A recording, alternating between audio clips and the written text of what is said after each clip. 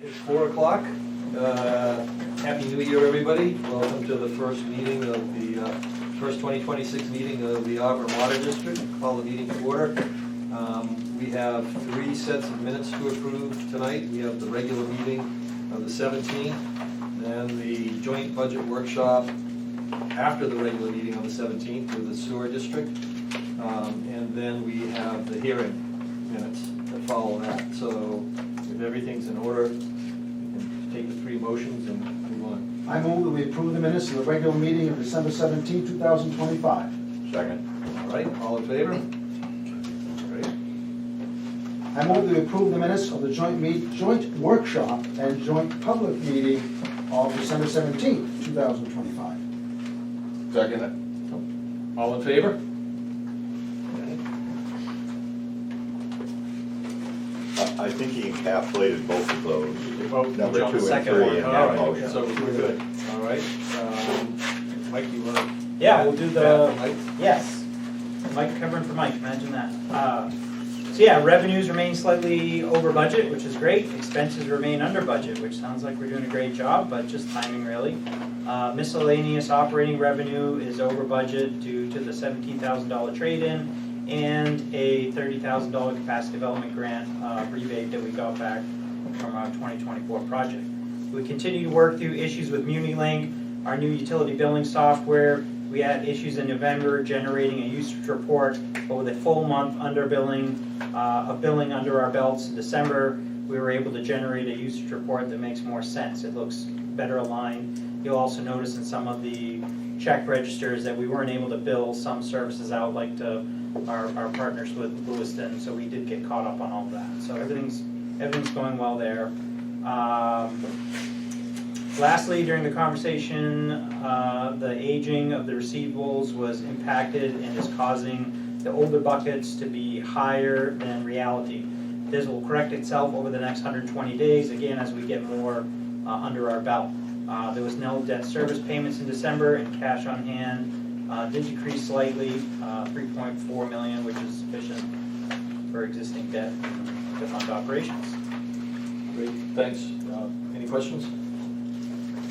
One about do the Camstrup meters synchronize with the billing software? Is that how does that work? Yeah, so right now, like when we go out, we have 4 different cycles essentially. We have Book 80, which is all of our commercial accounts, and then all of our residentials are either cycle 1, 2, or 3.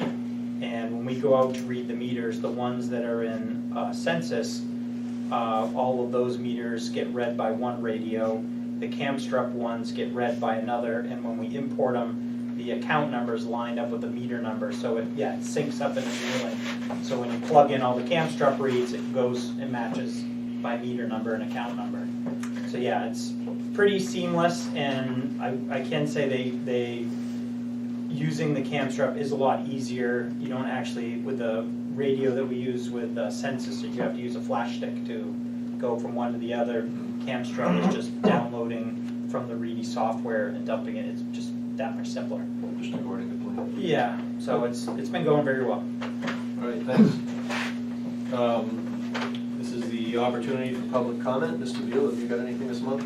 I have a brief report that came out of the Watershed Protection Commission meeting last week, at which Bruce and Mike were attendees, which is that in the areas to be in for septic system inspections, year 1 is already completed. In fact, we're 6 months beyond that.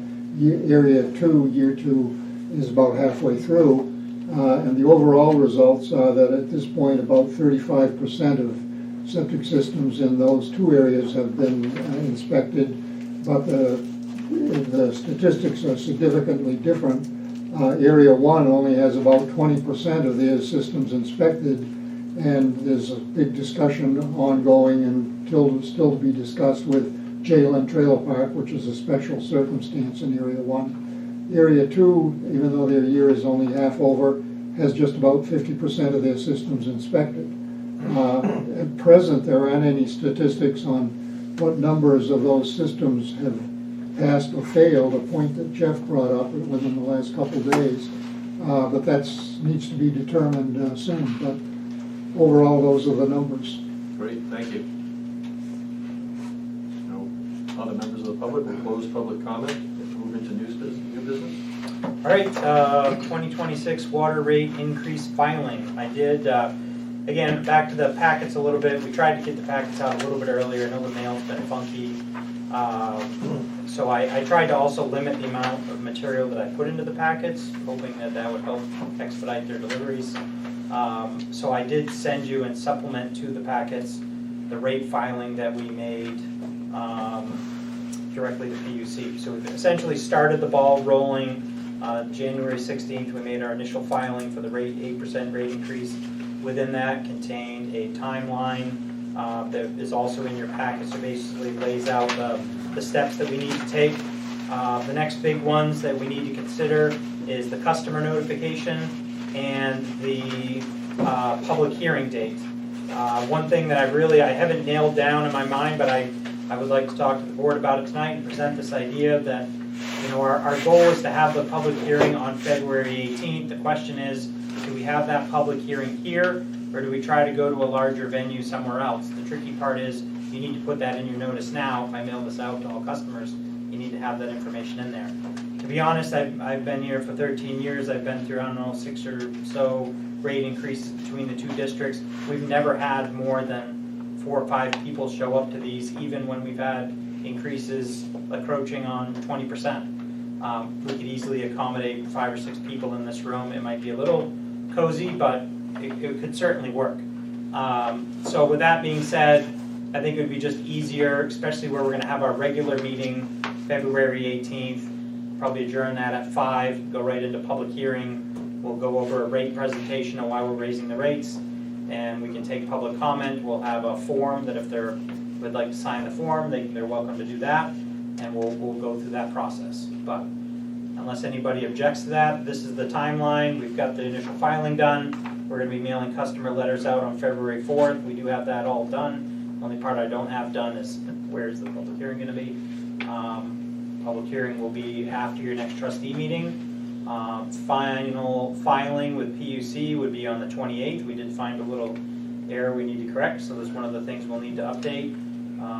And then the rates can be effective April 1st. So that's the current trajectory of things. Everything seems to be going well. We did a lot of research. I know both Mike Bailey and myself, this is the first time we've kind of spearheaded a rate increase on our own, so we're learning as we go. We've been meeting with the PUC plenty. They've been very helpful. They've helped us out a bunch, so I feel like we've got all our ducks in a row.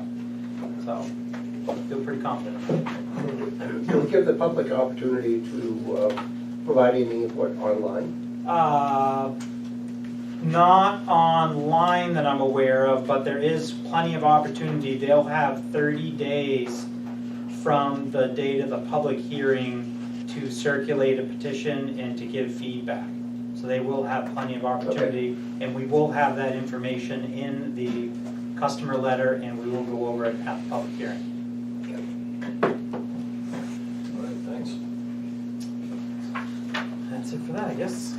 So is there a decision that's needed to hold it? I don't know if we need to take a vote, but it doesn't sound like anybody's opposed to just having it here. I think it would make this meeting easier. So I think that's what we're going to run with. That's what the sewer district decided to do as well, because they're also following a similar trajectory. So we'll just do that here. Good.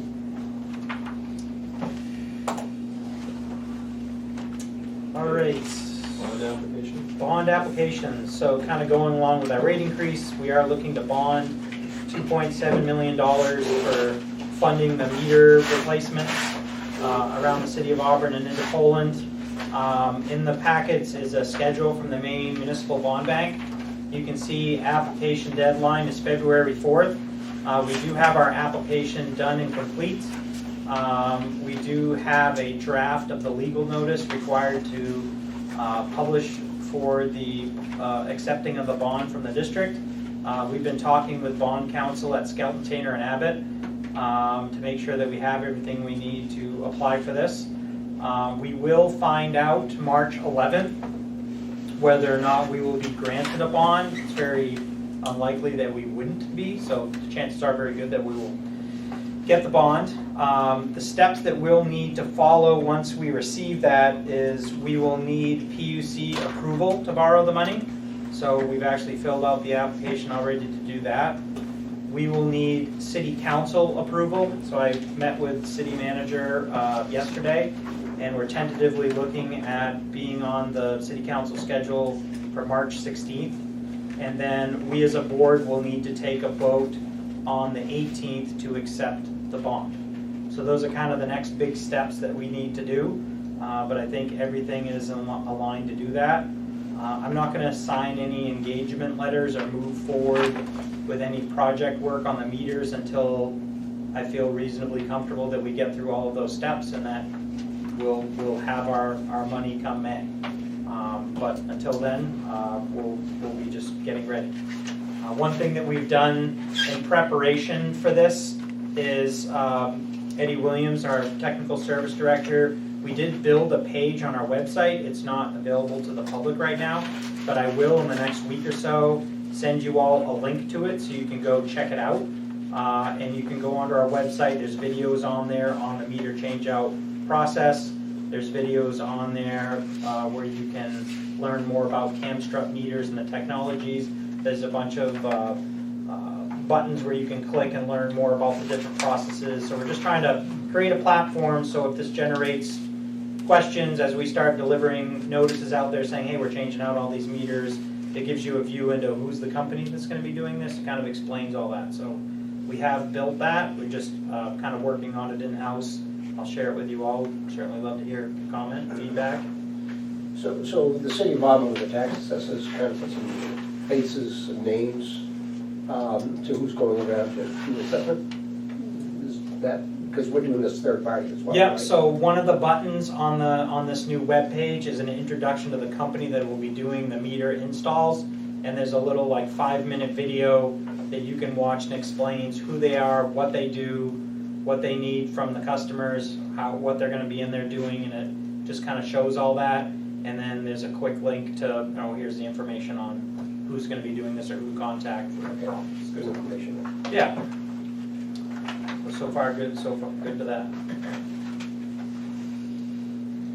That's all I had to go over on the bond schedule. All right, then move into board appointments. Yes, so every March, trustee appointments outside of the mayor himself are 4-year terms. There's not a whole lot of rhyme or reason. Some years we don't have any positions that are up for reappointment. Some years we have 2. And such is the case with this particular year. We do have 2 trustees who will be up for reappointment. I did get a notice from the city clerk. She will send notifications out to those trustees who are up for reappointment. If you're interested in staying on the board, you just need to make sure you fill out that paperwork, return it back to the city clerk, and they will put you up to the appointment committee to be recertified. That's the process, but I just wanted to go over that, make sure everybody was aware, whether you saw that your name was up or not. But David and Eric were up for this year, so I just wanted to make sure you were aware. Thank you. Move into old business. Yeah, water quality report. Well, happy to report that the lake did freeze over on Christmas Day. It's only the 3rd time since the 40s since we've been keeping track of the ice on dates that it's been on Christmas. So it's the 3rd time on Christmas we froze over. Nice cold weather coming in will form a good ice crust. We're still concerned with the water level in Lake Auburn. It is starting to come up now, but it's been really slow. We are steadily gaining right now. The snow melt and the recent rainstorms that we had before this freeze up, it's clear that the tributaries are running and we are starting to gain some ground, but we're still at least 2 feet below normal. That's quite a difference in a lake, 2 feet. And Lake Auburn in particular is generally a very static water elevation. I think there's some trend charts in your packets where you can see previous lake elevations and where we're at. You can kind of see we're gaining now. If you look back at the tail end of last year and then where we're starting this year, we're gaining, but we should be really in that meat of the curve there. We're 2 feet below where we normally are. So I'm very hopeful that the snow will continue to pile up and precipitation will continue to fall, so at least come the spring thaw, we'll replenish the storage of the lake. Nothing to be super concerned with outside of that, it's just well below average. I also sent out supplemental to the packet, the watershed update. Lots going on in the watershed. Mr. Beal reported on some of the septic stuff. We've been doing a ton with Bates College, Children's Water Festival. Just very happy with the amount of activity that our watershed staff, between the watershed manager and the education outreach coordinator, the engagement that they're getting is wonderful. So very, very happy with that. I have to comment on the duration of ice cover chart. Yeah. It looks like the ice cover has gone from an average of about a third of the days per year to now we're down to about a quarter of the days per year for ice cover. Yeah, it's very telling. You know, you can't argue with this. If you look back to the 50s, when you put this in front of you, you can't tell me that things aren't warming. Yeah. And I think this type of data is the data that we've been feeding to the consultant, which we're going to talk about later on. But I mean, this is the type of stuff we have to look at. You know, how long are we going to be able to maintain our waiver given the environmental conditions that we're seeing? All of these things hurt our ability to maintain the waiver. Sorry for the No, I'm sorry I skipped over it. Yeah. Mike, is this, somebody's maintaining this in as well? Yep. For Dennis's point, if they could put a trend line on this chart. Oh, we have it. We've Okay. already got it trended. I just picked this one chart to show you. Yeah, it'd be helpful, because I think it would really illustrate what Dennis is. We have that trended days of ice coverage as well. I just picked this trend, but I could certainly share that with the board members, and we can look at that next month. And I just had one more question about that. In the report itself, the committee's report, it talked about increases in the levels of two types of algae. Yes, we have started to notice an increase in the algae tows, which is a little concerning. The last time we saw this during the cold months of the year, we did experience a bloom of algae that was called cyanura, and our treatment process cannot effectively treat for that. It's a non-toxic algae, but it did produce taste and odor issues throughout our distribution systems in Lewiston and Auburn, and there was essentially nothing we could do about it. So we're monitoring this closely. I was actually just talking with staff today about their plan. We're going to be getting out onto the lake and gathering some tows to try to understand how much of this is out there and how deep is it in the water column. Right now we're just picking up on it in our intake. A tow is essentially like you lower this screen into the water, and you know it's 16 feet deep in our intake chamber, and you pull this screen up and then you measure the amount of algae that was throughout the whole water column. And we have very consistent data from that same sample point, and we're noticing an increase. So yeah, definitely something to keep our eye on. Do you have any milfoil presence in the lake? There's quite a bit of milfoil in Lake Auburn, particularly the only good thing we have going for us, there's not a lot of really super shallow areas of Lake Auburn, but anywhere where it's shallow enough for milfoil to grow is there. It is. Yeah. There's a lot in the basin. The basin and then the inlet around the basin outlet, there's a lot of milfoil. It's on the basin, it's hard to stop it. Yeah, it's a perfect place for it to grow. It's your petri dish. Okay, the infrastructure planning study is the next. Yes, Lake Auburn infrastructure planning study. That hasn't had any action since our last meeting. We have been told that very soon we're going to be getting a copy of the draft report, and then they're going to schedule a follow-up meeting with us to go over that. We have not received that yet, but this is basically status quo from the last trustee meeting. Okay. Any questions? I think I skipped over the facility. No, I think I assessment. had these activity report, I had that in the wrong spot, but Okay. yeah, facilities assessment. that's kind of similar. I don't have, Mike and I just met with West End Sampson today. They are gonna be giving us a draft final report. As soon as I get that, we're gonna share that with the trustee boards. Mike and I are gonna pour through it. Again, it'll still be draft at that point. If there's anything in there we don't think that they addressed, or any questions they didn't answer, or any mistakes they made, we can then go back to them. So that's the next step. Like I said, we met with them today. I do anticipate receiving that draft report either this week or next. So we'll get that out to you. Great, thank you. MPI? Yes, that'd be the last one, and then we'll jump to activity report. I don't know how I mixed that up. So the MPI project, we did get the comments from our staff and from Lewiston staff on the 60% design drawings. Mike had some great input on that. During the construction, the debris from the construction are basically going to go through filter bags.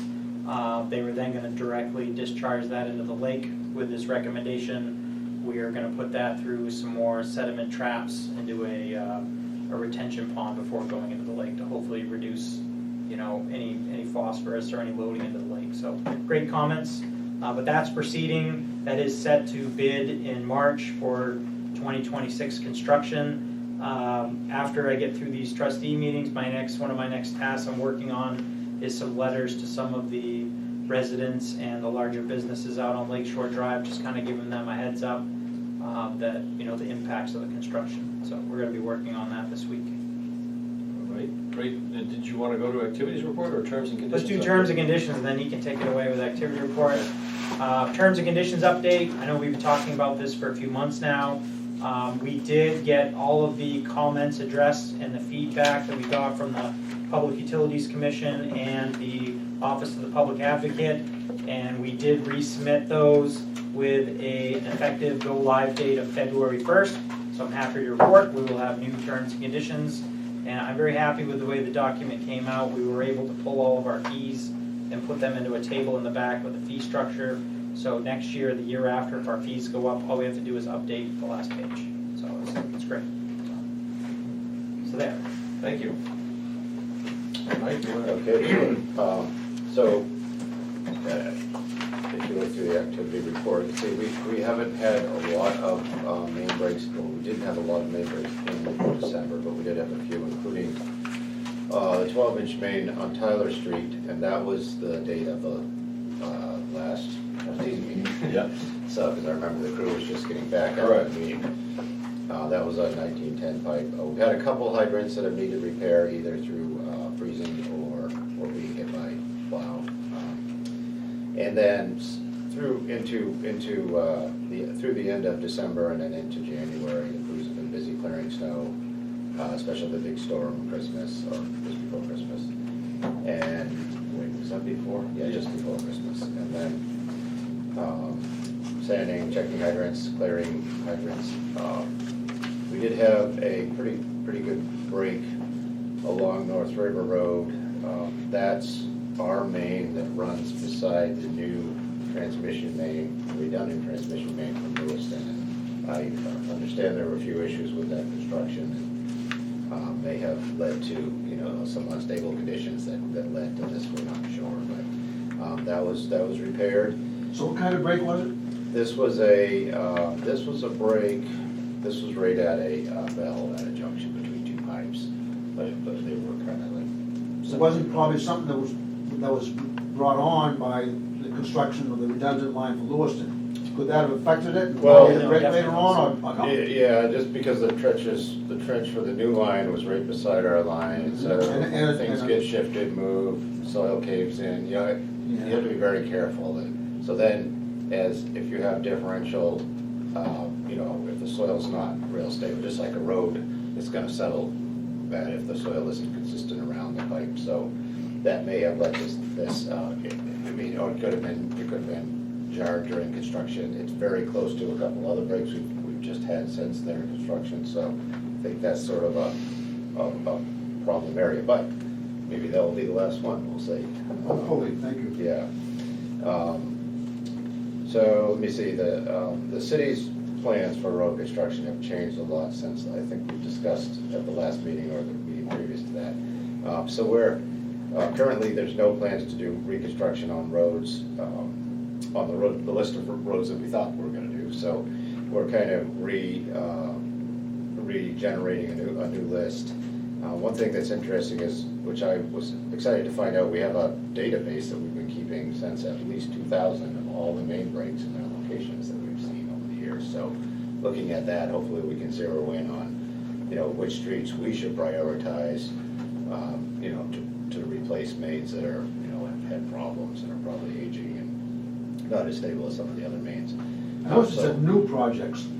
The city's still gonna repay Spring Street. Yes, Spring Street and Merrill, finished Merrill. Marrow and Loring was still a project, that one's already been awarded, but we had budgeted to do Conant and a few other streets, and through a new street scan that they've done, they've kind of reevaluated their CIP to reprioritize things, so essentially we won't be doing Conant now, so we're kind of looking at what are we gonna do now? And so we're looking at some of their 2027, 2028 plans, so we'll, consider some of those streets. idea. We'll get Ahead. ahead of the game, yeah. If we do anything, we'd have to repave the street. Right. Which we were gonna have to do this year anyways, we were ahead this year anyways. So the projects, they were gonna do Conant, but that wasn't gonna go out to bid until June of this year, which we would have done it before then. So we knew we were ahead of them this year anyways. We're just gonna be ahead of them on some different streets now, so.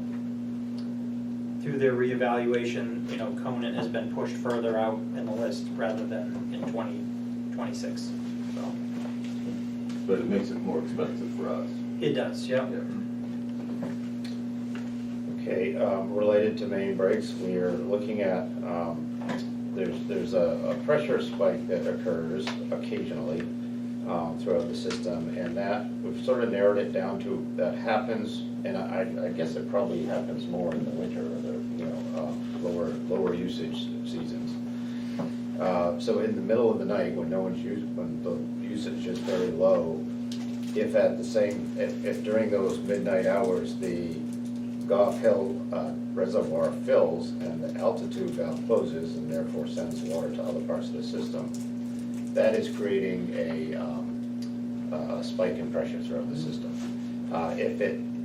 If Goff Hill tank fills in the middle of the day, there's no spike because there's so many people using water that absorbs that change. So we're looking at putting into our controls some logic that will basically reduce the flow from the lake as the Goff Hill tank nears filling, so that way that surge won't happen. And it's not a tremendous amount of pressure. It's 4 to 8 psi, but it's all at once. And so as that's going through the system, it's potentially weakening weak spots and creating micro cracks, and then eventually we have a break. So we're going to be hopefully having that implemented. I think Rod Hill is pretty Got that set figured out. on what he Good. wants to do now. We're going to have that hopefully implemented by the next meeting, and hopefully be able to report that will dampen those spikes. Who's We gonna eliminate have those a- spikes. Yeah. Pressure reducing valve over at the mayor's house right next door. He is not a customer. I'm not on water because I'm higher, but if they give me a jingle, I'll run across and open the valve. Maybe just run a little string all the way across. Yeah, there you go. Yeah. You don't on water? You have a well? Oh yeah, everybody up there does because there's a hydrant at the end of my driveway. If you open it up, a little trickle comes out. So it would only be good if a fire truck was sucking water. Pumping it, right? And there's no pumps. They would have had to put a pump station in. No pump station was put in. So everybody on that road has wells. Okay, one of the budget items for 2026 was the replacement of the large equipment trailer that we have. We got 3 bids on that. Whited Incorporated came back with the best bid, and so we've got them starting that build. I think it's going to be, we don't have a time, I think it's going to be a couple months before it's ready. And their bid came in below the budget amount of $50K, so that will of that replaced, and we're going to be selling our old trailer. And the last thing is the district's offering training to our employees, including collection systems training, which started this week. We've got an erosion control certification training for DEP. It's not on here, it's a 10-hour OSHA construction certification, dig safe training, and water zone traffic control training. And we have for all the staff, we have a fall protection training. We have a trainer coming here. We're gonna probably hold the training in our shop. And that includes fall protection around trenches, on reservoirs, all of that, valve pits, but also general slip, trip, and fall hazards in the plant, in the shop, and on construction sites. And then we also have one other thing that's not listed on here, we just scheduled it for March 31st, is a tabletop exercise, which is used to sort of test our emergency response plan. So it will be over a hypothetical contamination event in the water system, and how all aspects of our organization would respond to that. So that's still in the planning stages, but that will be very interesting, I think. Thank you. Sure. Any questions?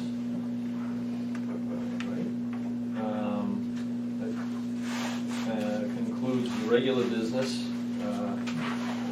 We'd like to have a short executive session here. I wonder if I can get a motion for moving to executive session pursuant to Web MRSA section 405(6)A to discuss a personnel matter.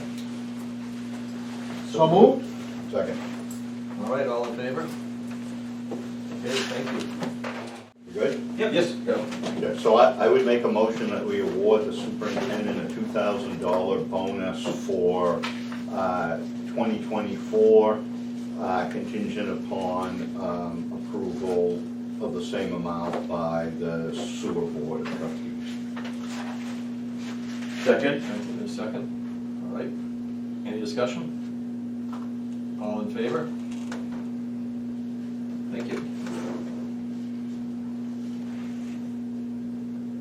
Perfect. Contingent on sewer. And then for this year here, we'll see what Dennis comes up with, Dennis Goulet, and then we'll take from that. Perfect. Does that all feel fine to you? That's fine with you. Yeah. Thank you. Okay. Thank you. Anything else for the trustee open session? Motion to adjourn? I move that we adjourn. Second. All in favor? Thank you.